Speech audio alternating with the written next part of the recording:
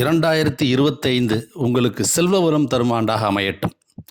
இந்த ஆண்டு ஆன்மீக ரீதியில் வழிபடுவது எந்த தெய்வத்தை வணங்கினால் நல்ல பலன் தரும், என்ன பொருள் கொண்டு வணங்கினால் நல்ல பலன் தரும் என்பது பலரது கேள்வியாக உள்ளது. 2025 அது பார்த்தீங்கன்னா 9 எண் 9 செவ்வாயோட ஆதிக்கத்துக்கு உட்பட்டது. செவ்வாய்க்கு பார்த்தீங்கன்னா போதகன் சந்திரன், தேவகன் புதன், பாசகன் சூரியன், பாரசன் சனி. இந்த அமைப்புக்கு பார்த்தீங்கன்னா பொதுவாக முருக வழிபாடு நல்லது. சிறப்பாக பார்த்தீங்கன்னா நீங்கள் கவனித்து வணங்க வேண்டியது, இந்த ஆண்டு உங்களுக்கு நல்ல சுப பலன்கள் பெருகுவதற்கு பார்த்தீங்கன்னா சில கோயில் வாசலில் பார்த்தீங்கன்னா 2 பக்கமும் புடைப்பு சிற்பமாக இருக்கும்.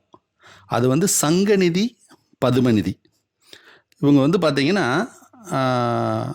குபேரனே இந்த தெய்வ மகளிர்கிட்ட செல்வங்களை கொடுத்து வைத்ததாக கூறுவார்.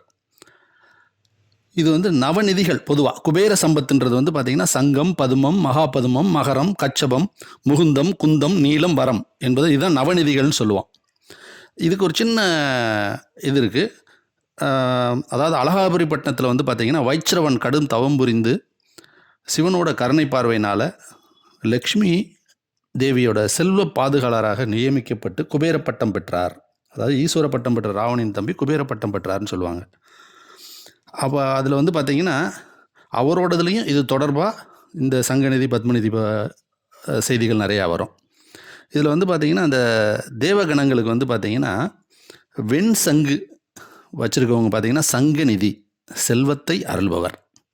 வெண் தாமரை வச்சுருக்கவங்க பார்த்தீங்கன்னா பத்மநிதி, அறிவினை அருள்பவர். இந்த ஆண்டு பார்த்தீங்கன்னா நீங்கள் இதை ஆன்மீக ரீதியில் வழிபடுறவங்க, நீங்கள் இதை வழிபட்டுட்டு வர்றது உங்களுக்கு சிறப்பு பலன்களை தரும்.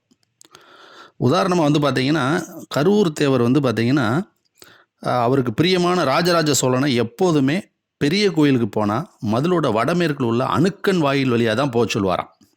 இந்த அணுக்கன் வாயிலோட சிறப்பை பற்றி நான் ஒரு தனி வீடியோ போட்டிருக்கேன். அந்த வாயிலில் நுழையும் போது பார்த்தீங்கன்னா சங்கநிதி, பத்மநிதி சிற்பம் 2 மட்டும்தான் இருக்கும். வேறு எந்த தெய்வ சிற்பமும் இருக்க முடியாது. இந்த ஆண்டுக்கு சிறப்பு பலன் தருவது இந்த சங்கநிதி, பத்மநிதி வழிபாடு. வழிபாட்டு பொருள்களில் பார்த்தீங்கன்னா கண்டிப்பாக உங்கள் பூஜை அறையில் வெண் சங்கு, வெண் தாமரை வச்சு வணங்குங்க.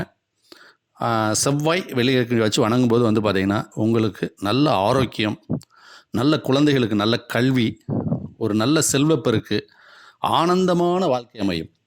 பேரானந்தம் பெற வாழ்த்துக்கள். இந்த 2025 உங்களுக்கு நல்ல அற்புத பலனை வழங்குறதுக்கு பார்த்தீங்கன்னா கோரல், எல்லோ சஃபயர், ரூபி இது 3 காம்பினேஷன் போட்டிங்கன்னா உங்களுக்கு லைஃப்பில் பெரிய ரீச் இருக்கும். ஒரு பாசிட்டிவான நிகழ்வுகள் நடக்கிறதுக்கான வாய்ப்புகள் நிறையா இருக்குது. உங்களுடைய நெகட்டிவ்ஸ்லாம் குறைஞ்சி போகிறதுக்கான வாய்ப்புகளும் ரொம்ப அதிகமாக இருக்குது. ஏன்னா இந்த தடவை வருடம் பிறக்கும்போது பார்த்தீங்கன்னா செவ்வாய் பலவீனமாக நீசத்தில் இருப்பார், குரு பகை வீட்டில் இருப்பார், சூரியன் அப்படி தான் இருக்கார். அப்படின்போது பார்த்தீங்கன்னா இதை ஆக்டிவேட் பண்ணுறது நல்லது. இது 3மே நட்பு கிரகங்கள். ஒன்றுக்கு ஒன்று பார்த்தீங்கன்னா ஒரு திரிகோணம்னு சொல்லுவோம். அதாவது 1, 5, 9 இது ஒரு ட்ரையாங்கிள் மாதிரி வரும்.